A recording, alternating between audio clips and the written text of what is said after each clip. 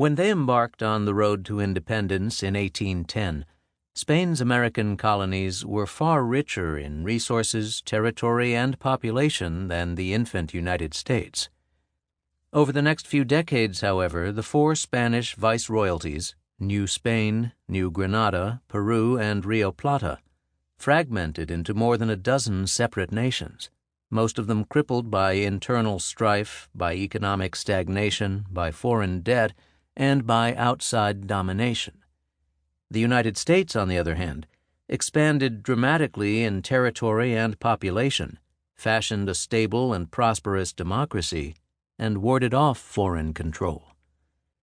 Why such a staggering difference in development? Historians in this country usually attribute it to the legacies of English and Spanish colonialism. The austere Protestant democracy of Anglo-Saxon farmers and merchants, they say, was ideally suited for carving prosperity from a virgin frontier in a way that the Catholic tyrannical societies of Latin America were not. That view, however, ignores the discordant and unequal relationship that emerged between the United States and Latin America from the first days of independence. It masks how a good deal of 19th century U.S. growth flowed directly from the Anglo conquest of Spanish-speaking America. That conquest, how it unfolded, and how it set the basis for the modern Latino presence in the United States, is the subject of this chapter. Our nation's territorial expansion during the 1800s is well documented, but less attention has been given to how that expansion weakened and deformed the young republics to the south, especially those closest to the ever-changing U.S. borders. Annexation of the Spanish-speaking borderlands evolved in three distinct phases: Florida and the Southeast by 1820, Texas, California, and the Southwest by 1855, and finally Central America and the Caribbean during the second half of the century, a phase that culminated with the Spanish-American War of 1898. Those annexations transformed an isolated yeoman's democracy into a major world empire. In the process, Mexico lost half of its territory and 3/4 of its mineral resources. The Caribbean basin was reduced to a permanent target for Yankee exploitation and intervention, and Latin Americans were made into a steady source of cheap labor for the first U.S. multinational corporations.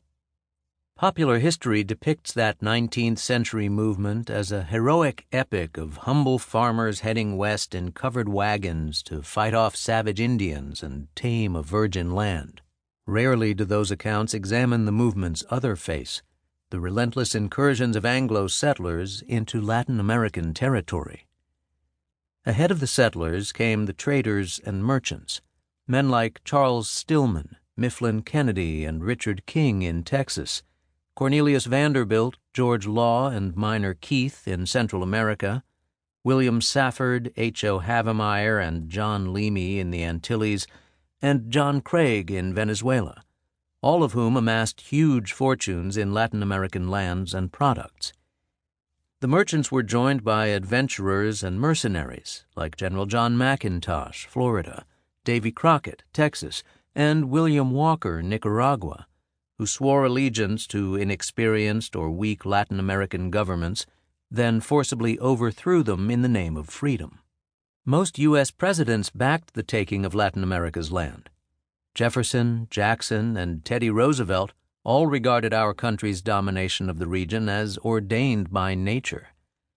The main proponents and beneficiaries of empire building, however, were speculators, plantation owners, bankers, and merchants.